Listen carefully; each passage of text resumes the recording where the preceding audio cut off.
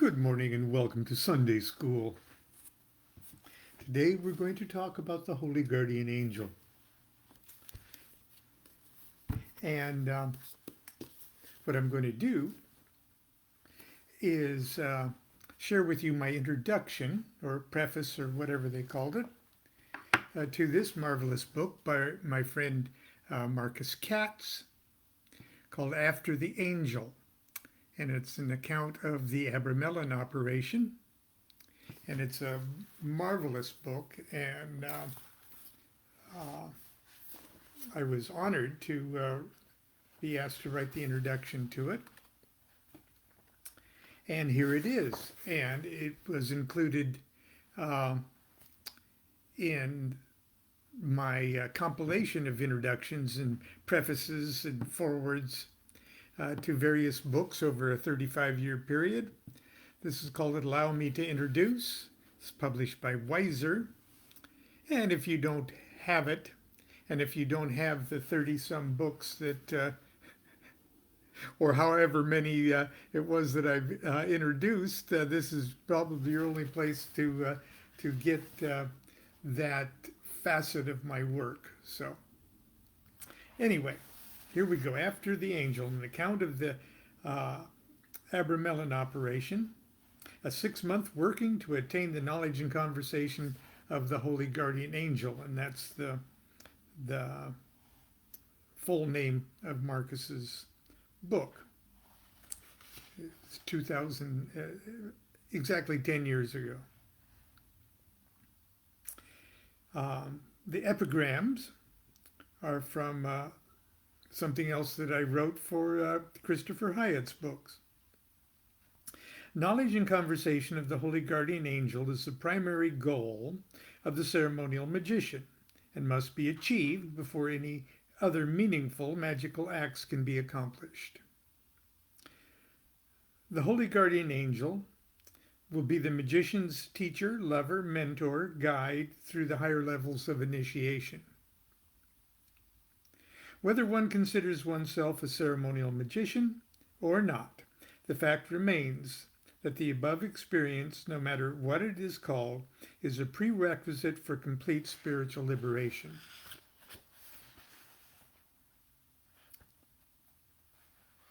And here's the meat of the text. On July 11th, 1969, I celebrated my 21st birthday by getting deliciously high on Afghan hashish with my friend and songwriting partner, Charles D. Harris.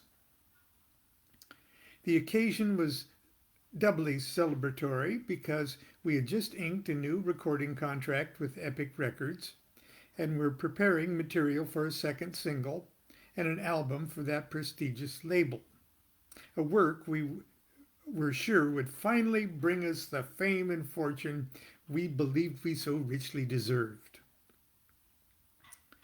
Charlie and I weren't just wannabe rock stars, at least not in our minds. No, we fancied ourselves troubadours of cosmic consciousness, magical bards, mystical magicians, psychedelic hippie poets, surfing the tsunami of cultural consciousness created by the patron saints of our generation. Bob Dylan, Dr. Timothy Leary, and the Beatles. Even our silly love songs were written as thinly veiled hymns to transcendent deity. At that sweet green moment of our life, our youth acknowledged no limits to our magic, and knowing no limits, there were none. With oddly egoless bravado, we resolved to write a new song on the spot. I leaned across my beloved Gibson B45 12-string and plucked an occult dictionary from the bookcase, closed my eyes and opened it at random, and blindly pinned my finger to a page. It rested on the words, inner man. 3 bowls of hashish later, we had our song. Deep within you, softly hear me sing. Find me, if you will. I've never not been anything, and I always will. All in the all, and the all in all. I am the inner man. All in the all, and the all in all. I am the inner man. See how each night becomes the day born with each new dawn. Death cannot claim the inner man. That's how life goes on. All in the all, and the all in all. I am the inner man. And when you find the inner man with your journey through, smiling, you'll find the one to tell it was always you. All in the all, and the all in all. I am the inner man. Now, our lyrics didn't spring from the depths of any character-building life experience or profound mystical traumas. Those terrible adventures still awaited us in the future. But I believe we were nonetheless onto something very real, something very important other than that excellent hashish. Our song was a corny cliche, naive and pretentious, but to tell you the truth, reading these lyrics 42 years later, I'm still impressed by the message. In fact, I'm hard-pressed to think of a more concise summation of the ineffable spiritual experience, the event, phenomena, illumination that is the subject of Mr. Katz's remarkable book. Knowledge and Conversation of the Holy Guardian Angel, or the KFC of the HGA, is a rather silly-sounding expression for a very serious spiritual event. One is almost embarrassed to say the words when discussing the matter with people unfamiliar with the esoteric history of the Book of the Sacred Magic of Abramelin the Mage, as delivered by Abraham the Jew unto his son Lamech, a grimoire of the 15th century. Or as the Golden Dawn, or familiar with the Golden Dawn or the works of Aleister Crowley. It's not exactly the same guardian angel to whom little Catholic children address their bedtime prayers. Or is it? The intense and heroic magical operation that Mr. Katz performed, and that which he so ably describes in his book, was created by the magician Abraham of Worms, or Worms, 1362 to 1558.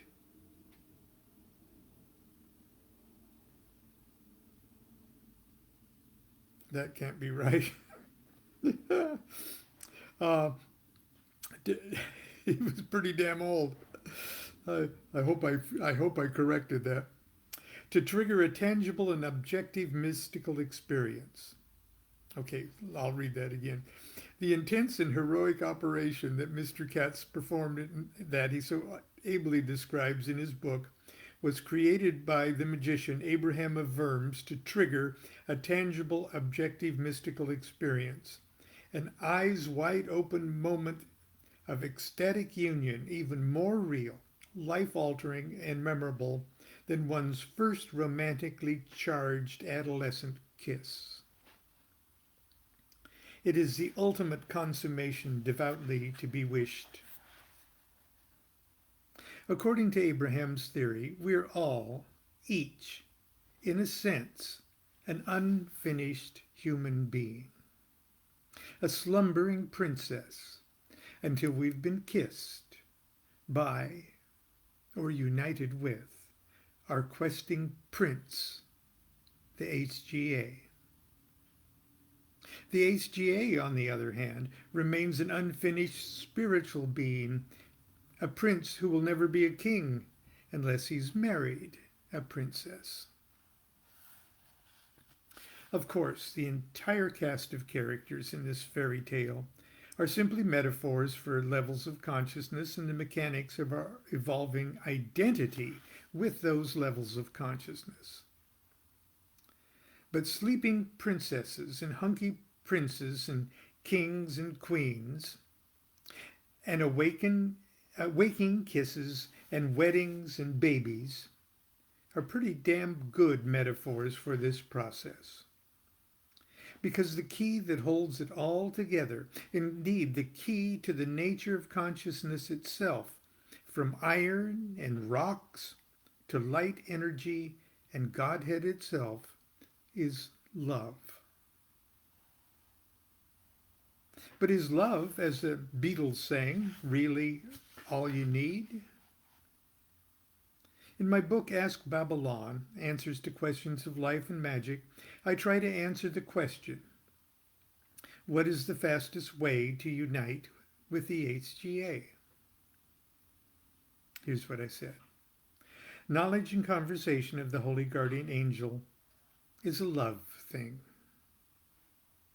Work on developing the ability to fall hopelessly, blissfully, passionately in love with God, or whatever your object of supreme deity is. Each of us is already trying to mate with our HGA every time we fall in love with someone or something. It's not really the person or object of our devotion we're falling in love with.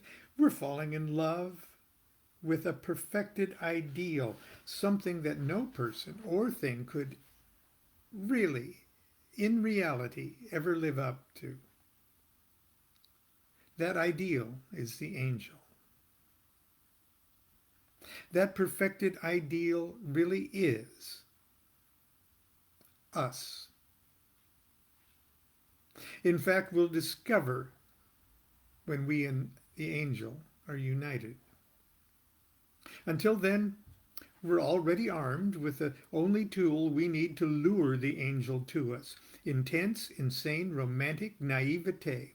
A devotion so consuming it would embarrass us to death if we weren't so blinded by love. Unquote. The Abramelin operation is designed to systematically build up the magician's devotional muscles in a relatively safe and balanced manner, a process that, for those of us in the West, is not always easy to give ourselves over to. In fact, the operation seems ingeniously designed to gradually trick the rational mind into surrendering its sovereignty, at least long enough to become irrationally open to the influx of divine consciousness. What is especially valuable about the way Mr. Katz has applied the Abramelin operation to his own life is the way he performed this magical retirement amid the distractions and the madding crowd of his everyday, workaday world. I believe he succeeded in striking this delicate balance that is so necessary if one desires to ascend to the heavenly levels of consciousness while not prematurely abandoning one's incarnational responsibilities and opportunities. It's fair for the magician to ask, what incarnational duty could possibly be more important than the knowledge and conversation of the Holy Guardian Angel? Why do I need to strike a balance between the world of karmic entanglements and the world of enlightenment? Why shouldn't I simply abandon everything in my life and pursue with one-pointed ardor this spiritual illumination? In Ask Babylon, I try to address this question as well. Knowledge and conversation of the Holy Guardian Angel is a level of consciousness, and the straightest path to the HGA is devotion.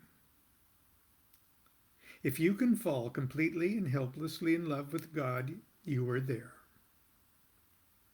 If this means you find yourself in a loincloth, jumping up and down on a street corner, blissfully singing Hare Krishna or Hare Crowley, then so be it. It won't matter to you because you and the beloved will be joined in ecstatic union. If, however, you feel in your heart of hearts, and that's where the Holy Guardian Angel lives, if you feel in your heart of hearts that you still have some mission to accomplish in this incarnation before hopping on the train and taking the straightest path to bliss land, then you should start shopping around to see what your mission is and customize your devotional quest for the angel in order to harmonize and manifest your life's mission or your will. And what about me? Has Lon Milo DuQuette achieved knowledge and conversation of the Holy Guardian Angel? That's also a fair question to ask. And recall, this was 10 years ago when I wrote this. If I have, I confess it didn't occur as I pictured it would the first time I read The Sacred Magic of Abramelin the Mage. If I have achieved KFC of the HGA, it came as a realization not of something that happened to me, but a realization of what I am now. Awake. Or at least more awake than the boy who wrote, I am the inner man. Perhaps the name of my holy guardian angel is Baba Lon, or Rabbi Lamed Ben Clifford. Perhaps that's the way it works. Together, you and the angel become somebody else. Someone who writes love notes to oneself.